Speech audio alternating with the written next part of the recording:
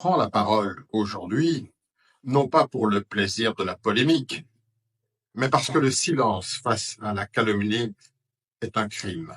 Je parle parce que le mensonge, lorsqu'il est proféré par un homme d'État, devient un poison public.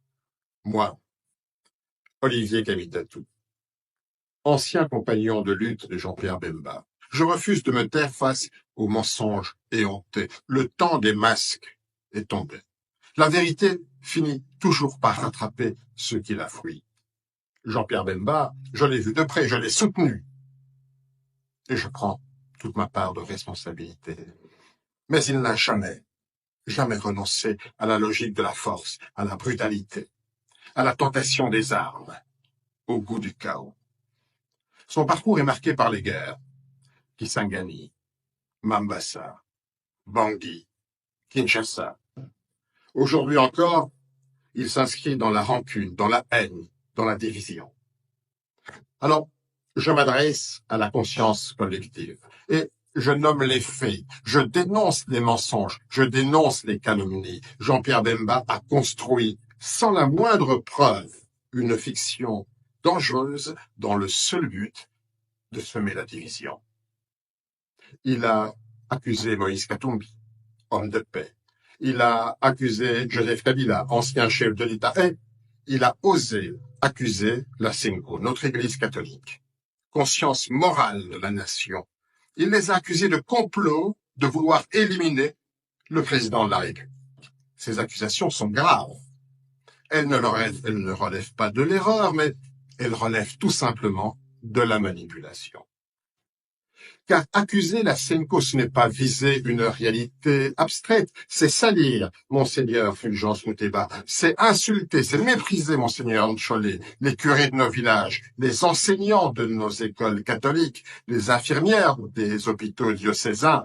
C'est tourner le dos au cardinal Fridolin Ambongo qui jadis a mis son honneur en jeu pour défendre celui-là qu'il accuse aujourd'hui.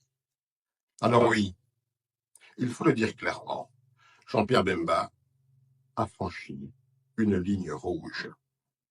Il ne s'agit pas d'un dérapage isolé. Son discours s'inscrit dans une logique ancienne. Kisangani, 2002. Ituri, ravagé. Bangui, dévasté. L'UDPS devrait se souvenir qu'en 2005, Jean-Pierre Bemba avait menacé de déployer les chars dans la capitale si le peuple refusait la prolongation de la transition. Et que dire de Kinshasa en 2007, livré aux flammes, parce qu'il ne voulait pas reconnaître sa défaite électorale. À chaque fois, les faits parlent. Et à chaque fois, la même tentation de la force, la même absence de regret, la même volonté d'imposer par les armes ce qui ne pouvait l'être par le peuple. Et pourtant, encore aujourd'hui, c'est Moïse Katumbi que Jean-Pierre Bemba accuse. Alors, précisons. D'abord, Moïse Katumbi n'a pas fui Lubumbashi. Il est parti librement, avec l'autorisation de l'aviation civile, sous le contrôle de l'État, du gouvernement. Son passeport porte les cachets officiels de la DGM. Quant à l'affaire de la piste du village de Mulonde, une fable, une affabulation, cette piste, elle ne fait que 900 mètres. Elle a d'ailleurs été construite à la demande de la population pour transporter des malades. Et pendant qu'on cherche des cachettes imaginaires d'armes, Moïse Katumbi, lui, a construit de véritables pistes. La piste asphaltée de l'aéroport Augustin Katumba à Pueto, celle de Kachogwe, beaucoup plus longue que Mulonde, pour désenclaver et connecter ces régions. Parlons encore des élections de 2023. Moïse Katumbi, ce n'est pas lui qui a prolongé le scrutin pendant 7 jours et 7 nuits. Ce n'est pas lui qui a distribué des milliers de machines à voter. D'ailleurs, aucun candidat de Ensemble n'a été surpris avec du matériel de vote dans son domicile. Ce n'est pas lui qui a orchestré le chaos logistique. Jean-Pierre Bemba, dans ses propres mots, a reconnu que tout était réalisé sous le contrôle de Félix Tshisekedi du pouvoir en place. Et l'on reste d'ailleurs muet sur un fait troublant, le suicide d'un observateur de l'Union européenne, dans l'immeuble même où Jean-Pierre Bemba avait ses bureaux. Alors, c'était quoi? Une coïncidence? La vérité est trop lourde à porter? Face à tout cela, Moïse Katumbi n'a pas répondu par l'invective. Il n'a pas appelé à la révolte, il n'a pas pris les armes, il n'a pas semé la peur. Il a choisi, lui, d'agir en homme d'État. Il a rassemblé là où d'autres divisent. Il a construit là où d'autres détruisent. Il a tendu la main là où d'autres serrent les poings.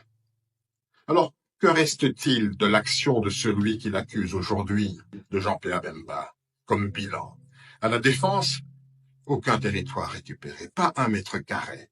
Mais par contre, des avions achetés par lui-même, à son profit, avec les rétrocommissions juteuses de son ministère, des avions qu'il loue à prix d'or au gouvernement, et à son ministère des Transports. Que dire de tous ces marchés de gré à gré, érigés en principe de gouvernance, la transparence piétinée, la corruption institutionnalisée? Et pourtant, les accusations continuent. Elles visent Katumbi, elles visent Kabila, elles visent l'Église. Et elles s'enfoncent même, ces accusations, dans le délire, jusqu'à évoquer d'imaginaires versements de Joseph Kabila au Rwanda. Même les chiffres refusent d'y croire. En 2001, le budget de l'État congolais était de 300 millions de dollars américains. En 2003, d'ailleurs, Jean-Pierre Bemba était vice-président chargé de l'Ecofin. Alors, comment imaginer que chaque année, 800 millions de dollars auraient été comme ça, évaporés vers le Rwanda? Tout cela, c'est de la pure fiction, du mensonge. Pendant ce temps-là, Katumbi, il construit, il ne menace pas, il ne dévise pas. Et Joseph Kabila, quoi qu'on pense de sa gestion, de sa gouvernance, il a quitté le pouvoir sans incendier la République. Et la Cinco, infatigable, elle continue d'unir, de consonner, de sillonner le monde pour prêcher la paix. Et pendant ce temps-là, Bemba nous resserre ses vieilles recettes.